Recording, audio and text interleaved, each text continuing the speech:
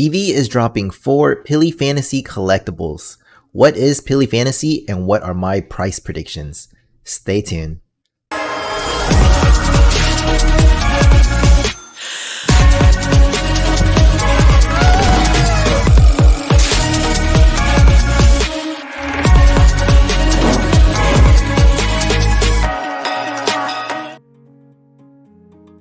What's up, WAGME fam? This is Crypto Addict, and I'm going to go through my price predictions for Pili Fantasy. Before we get into the video, please like, comment, and subscribe if you enjoy these type of videos. Keep in mind these are just my price predictions and not financial advice. Please do your own due diligence here. And we're going to get right into it. We're going to go ahead and pull up the article. Alright, we have Pili Fantasy War of Dragons. Classic reinterpreted a new era for Pili to facilitate entry into the Pili universe for new audiences.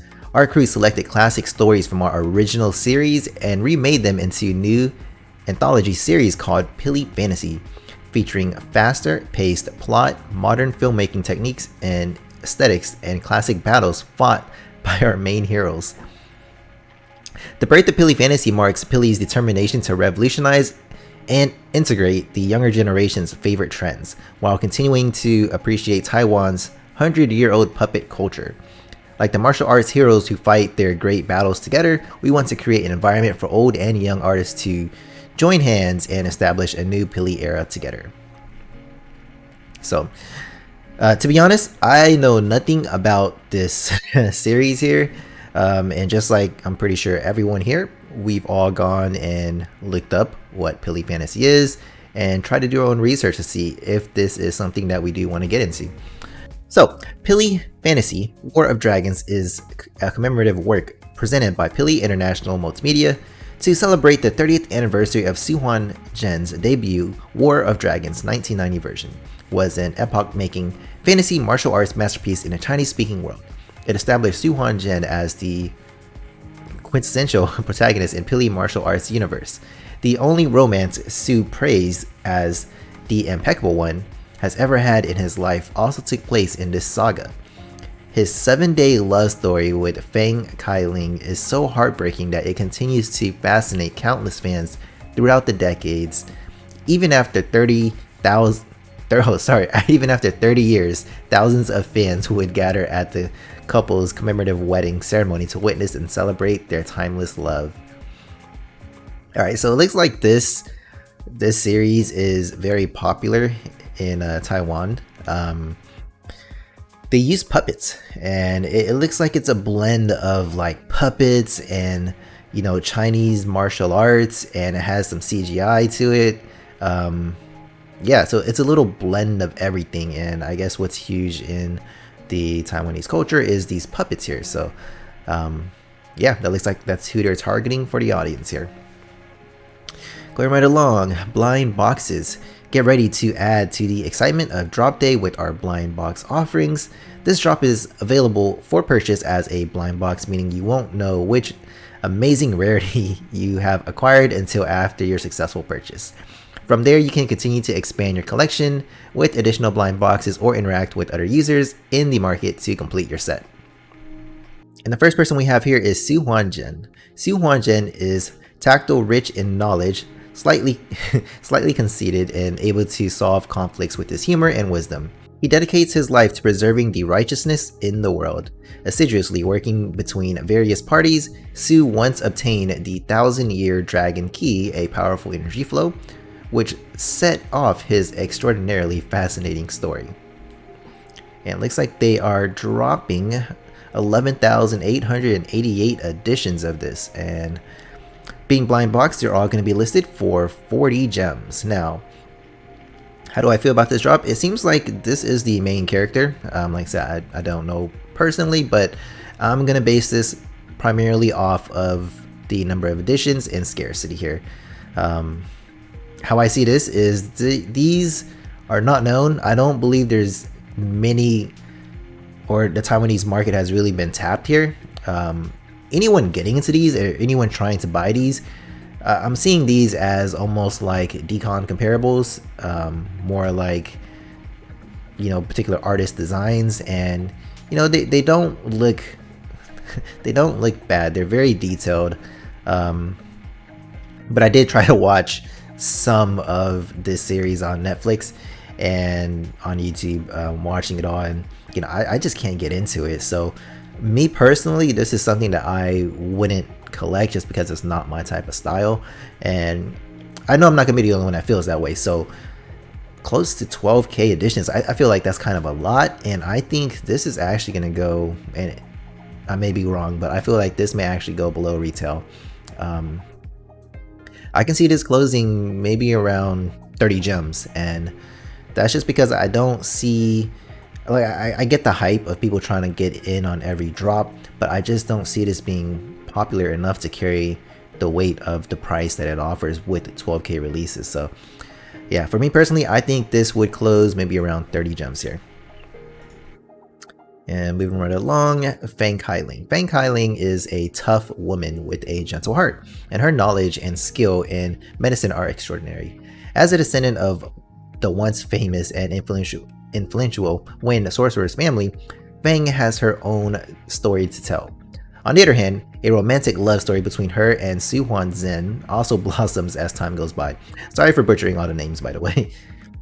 And this one, we have 8,888 editions. So for a company like this, I still feel like this is a lot of editions. So what I did, and I'm sure a lot of you have as well, is you went to Google, you searched Pili Fantasy on Google, and what I found, first result was the VEVE Medium article that I'm currently reading, and that just shows me there's not enough traffic of people interested in Pili Fantasy in general. And so just based off of that, even though they're saying it's popular in Taiwan, there's just not enough people interested in this to really validate these number of editions currently.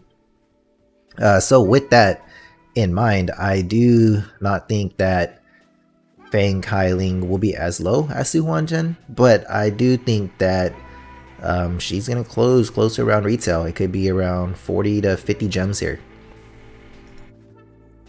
And if she does actually fall below retail, I would not be surprised. But I do think that she will, with this number of editions, is about right for the list price, and she may settle around 40 to 50.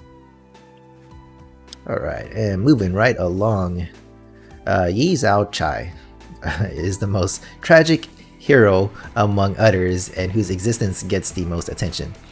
Although his famous nickname is Mad in Blade, he is a silent swordsman. His shoulder-length white hair and the sword scar on his face makes him distinctive from others. His unbeatable fighting technique makes him the #1 warrior. Alright, and we have 5,888 editions. I think he's a cool looking dude here. All of these are very detailed. If you look, like, she is super detailed. Just their entire outfit. So I can see, like, these are great looking figurines, but yeah, I just don't think they're popular enough. So with this one, I think he may settle around, I could see between, or let's just say around 80 gems. So I can see him going for 80, but like I said, I don't see them going for much more beyond that. And going right along to the next one here.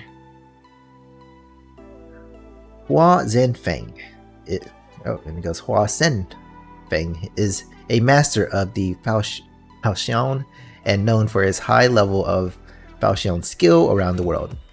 His ultimate goal is to make his weapon, Yana Ghost Faoxian, the most powerful one amongst all blades.